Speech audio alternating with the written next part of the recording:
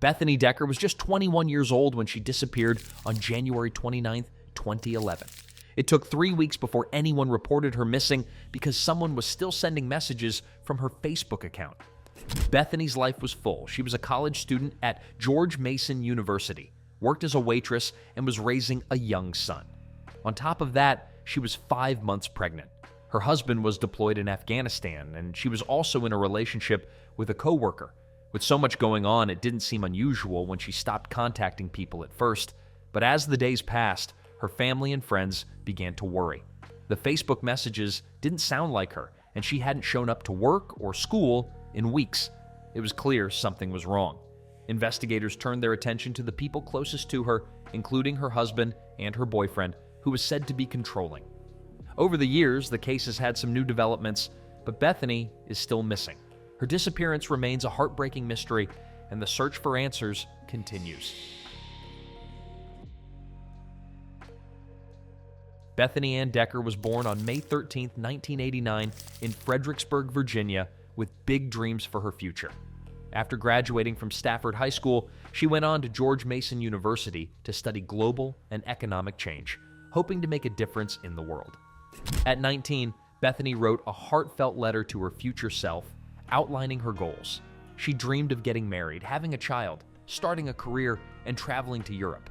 While some of these dreams came true, her life took difficult and unexpected turns. In 2009, Bethany married Emil Decker, an Army National Guardsman, after finding out she was pregnant with their son, Kai. She worked hard to balance her studies, her job, and motherhood, while Emil was deployed to Afghanistan. During this time, Bethany took a job at Carrabba's Italian Grill in Centerville, Virginia, where she met Ronald Roldan, a co-worker nearly 10 years older than her. The two began a relationship, and by September 2010, Bethany had moved in with him. Bethany's family was deeply concerned about her new relationship. Her mother, Kimberly Nelson, later shared her worries about Roldan's controlling behavior and suspected he may have been abusive toward Bethany and her son.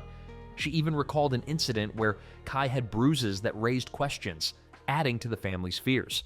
Despite these challenges, Bethany was trying to regain control of her life. While pregnant with Roldan's child, she was reportedly considering leaving him and working things out with her husband, who had returned from Afghanistan on a short leave. In late January 2011, Bethany and Emil took a trip to Hawaii to try to rebuild their relationship. But tragically, just one day after returning home, Bethany Decker disappeared. Her case remains an unsolved mystery, leaving her family and friends heartbroken and searching for answers. On January 29, 2011, Bethany Decker made a call to her workplace from the apartment she shared with her boyfriend, Ronald Roldan. She spoke to a coworker at 2:08 p.m. and asked to take an evening shift that day. According to Roldan, Bethany left the apartment later that afternoon. Around 4:26 p.m., he was seen at an ATM withdrawing cash and sent Bethany 2 text messages saying he'd be home with 2 children he shared with another woman, Danielle Olvera. When Olvera dropped off the children at around 4:30 p.m., she asked about Bethany, but Roldan claimed he didn't know where she was or when she'd be back. Later that evening, Olvera noticed Bethany's car still parked outside the apartment. When she asked Roldan about it, he said he didn't know why it was there. At first, Bethany's family and friends weren't too worried. They assumed her absence on February 2nd, when her husband left for Afghanistan, might have been due to their strained relationship. Messages sent from Bethany's Facebook account in February also made it seem like she was still around. But when friends noticed the messages didn't sound like her and that she couldn't answer basic questions, their concerns grew. It wasn't until February 19th, 3 weeks after Bethany failed to show up for work, that she was officially reported missing. Police found her car still parked outside her apartment, and her car key and fob were later discovered at Roldan's mother's house. Beyond that, there were no other clues about Bethany's whereabouts. Despite years of investigation, Bethany Decker's case remains unsolved. Ronald Roldan has been a key person of interest, but no definitive answers have been found. Bethany's disappearance continues to weigh heavily on her loved ones, who are still searching for answers and hoping for justice. On November 9, 2020, Ronald Roldan was charged with abducting Bethany Decker. A month later, he faced an additional charge of second-degree murder. But what led investigators to focus on him in her disappearance?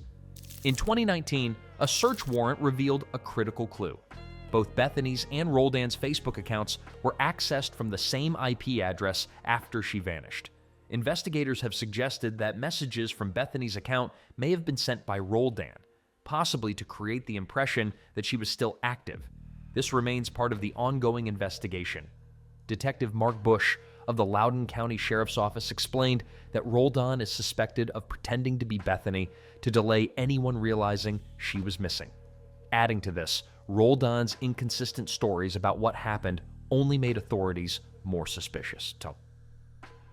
Roldan's past behavior has raised concerns. In 2014, he was involved in a violent incident with another girlfriend, Vicky Willoughby, during which she suffered severe injuries. Vicky miraculously survived, though she was left with lasting physical effects. Roldan was later convicted on charges related to the attack and served a prison sentence. Vicky later reported that Roldan had made threatening statements, including claiming he had the ability to make people disappear. When Roldan's prison sentence ended, instead of being deported to Bolivia, he was extradited to Virginia to face charges in Bethany's case. However, his defense team has tried to shift suspicion to Bethany's husband, Emil Decker, claiming he failed a polygraph test during the investigation. As Roldan's trial date approached on January 30th, 2023, Bethany's family and friends held on to hope for justice and answers. The trial might finally shed light on what happened to the 21-year-old woman who disappeared with so much of her life ahead of her. Bethany Decker's story is one of heartbreak, unanswered questions, and the relentless pursuit of justice. A young woman with so much promise, her life took a tragic turn, and over a decade later, her family and friends are still searching for the truth. Her disappearance serves as a stark reminder of the fragility of life and the importance of speaking up when something feels wrong. Thank you for watching and for keeping Bethany's story alive. If this case resonated with you, please like this video, share it with others, and subscribe for more stories that need to be told. Together, we can shine a light on the mysteries that deserve answers. Stay safe, stay vigilant, and I'll see you in the next video.